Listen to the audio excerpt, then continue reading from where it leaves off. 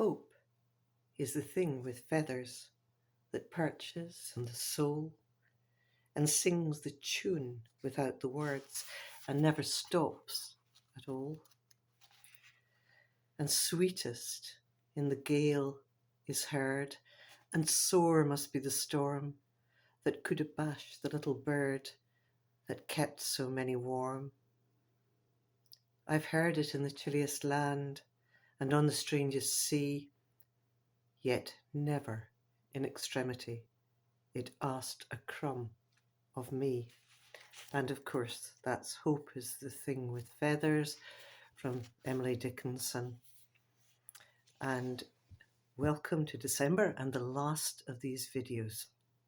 Of course, this was a poem which inspired Max Porter's wonderful Grief is the Thing with Feathers, which is one of these books which kicks down the so often needless, nonsensical wall that some will build between poetry and prose. And sometimes hope is a thing with a clothes peg, and I will come back to that later. Having succumbed to COVID recently, this video comes to you further on in the month than has been usual, and my voice will still be the unreliable narrator. So I'll try to keep this short, and I have some elderberry juice, hot elderberry juice here to keep me going. And anyway, you all have a lot to do as the year draws to a close, so I know you're not going to berate me for keeping it short. Hope. Well, we all need shedfuls of it in these unquestionably difficult times.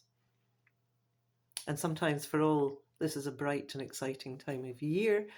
Inside, it can still feel quite difficult. And yeah, we need hope, and we need hope to take us through into 2023.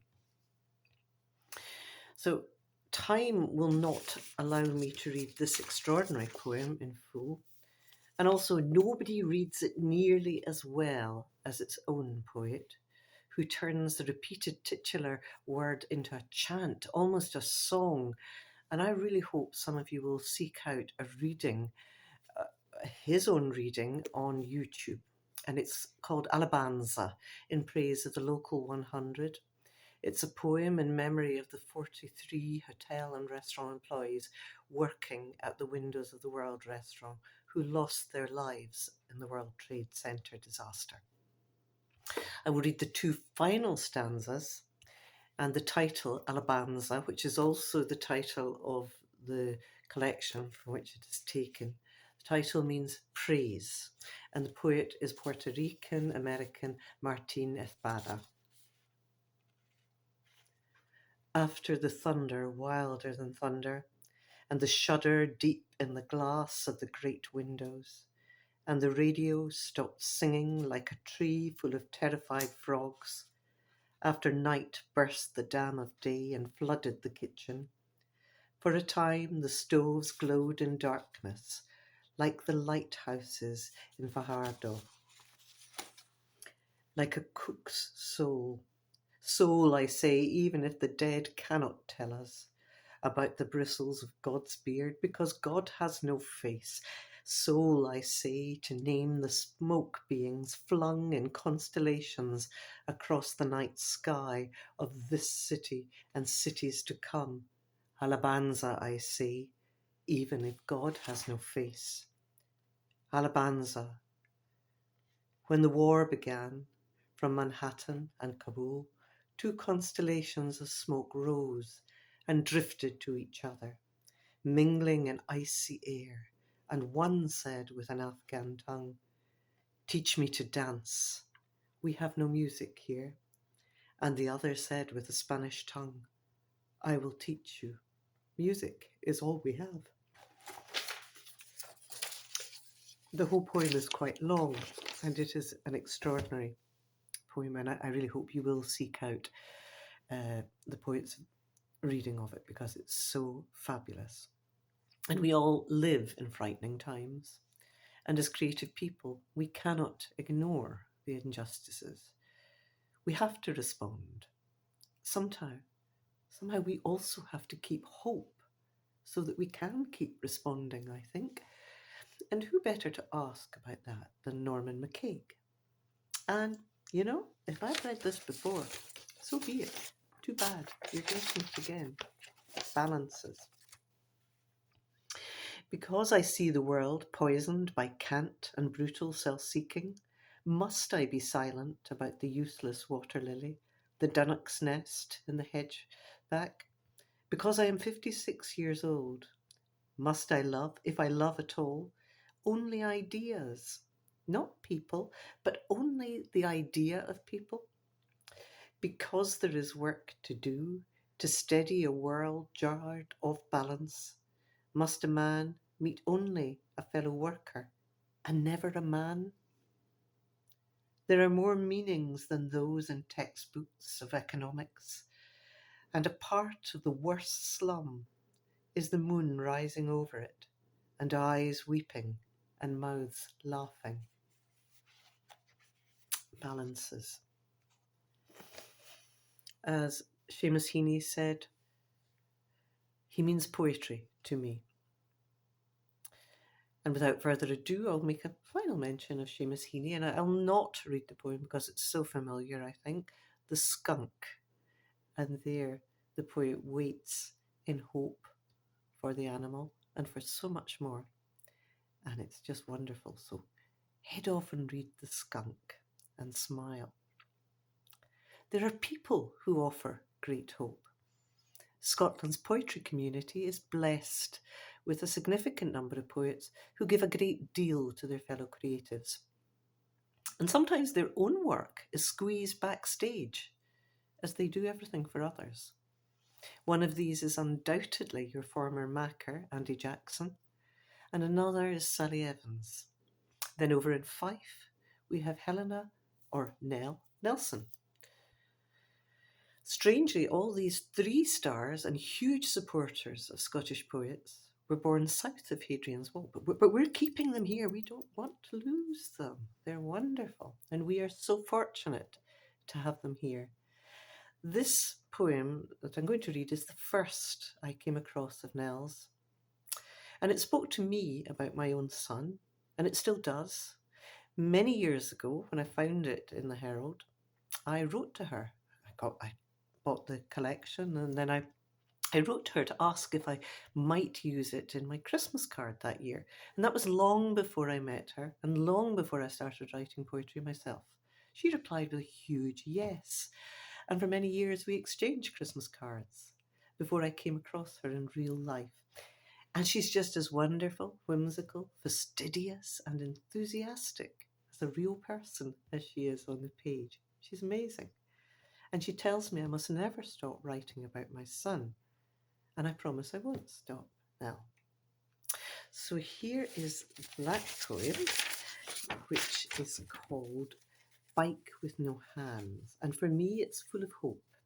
It comes from her superb collection, Starlight and Water.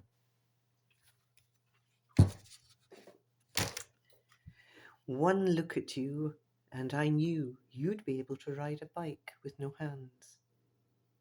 I tried it, of course, but could never do it. It was written all over your face that you would have practiced. Bare legs, bloody knees, in the summer evenings, hours at a time, when no one was watching the mishaps until casually, coolly, at infinite ease, you'd ride, no-handed, surveying the street, as if you'd been born on a circus bike. I wish. But then we are what we are. I drive with two hands, walk with both feet firmly planted on sensible ground, and I've got you who can ride with no hands. Hope. One of my two favourite writers from Turin are both called Levi, and this one is Primo Levi. His writing of being faced with the selection process at Auschwitz is in his extraordinary book, If This Is a Man. And I think it's such a triumph of the human spirit in the face of what must have been the ultimate hopelessness. I really think everyone should read it. What he recounts of standing in that line is truly transfigurative, and I think it's something as humans we need to embed in ourselves, that dignity. He is less known for his poetry than for his prose.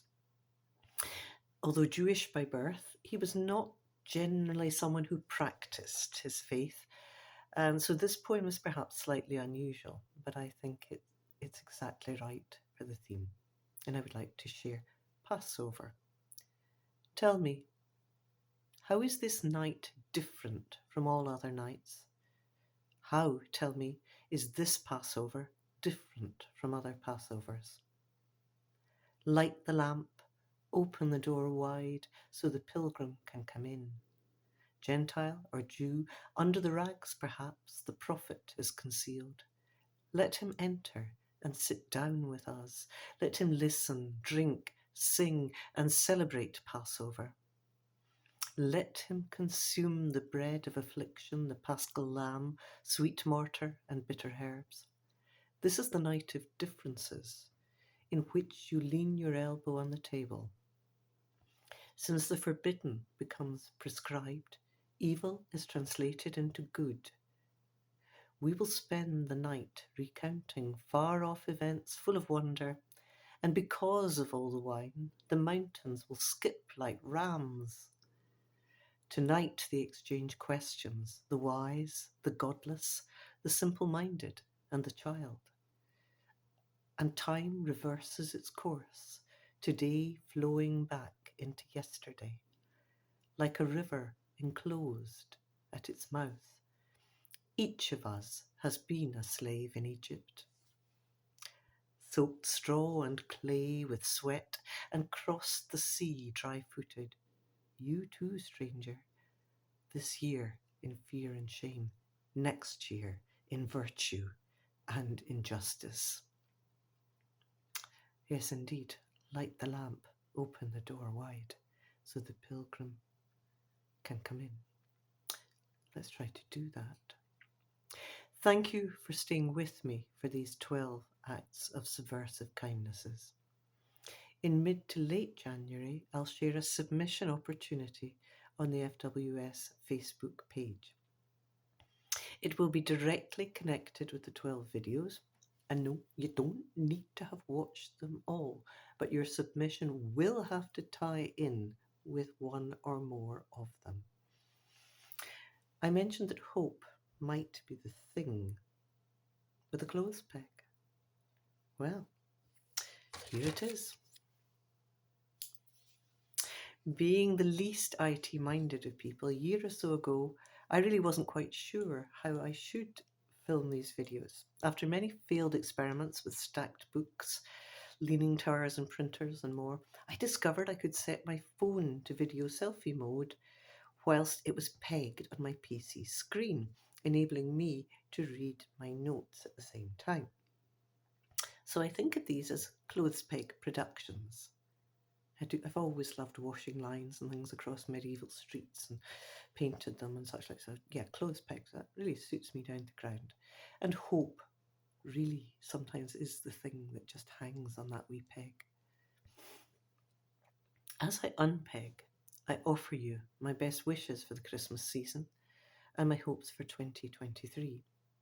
I'd like to leave you with this 4-line poem by Eleanor Nelson. I'm looking again for her lovely book. Go, once again, from Starlight on Water. And it's the collection's closing poem. And it's such a hopeful, beautiful image. And I believe these videos should finish completely with a poem. The poem's called Love. He has tipped, he has spilled his soul into her. And she carries it still, like starlight on water.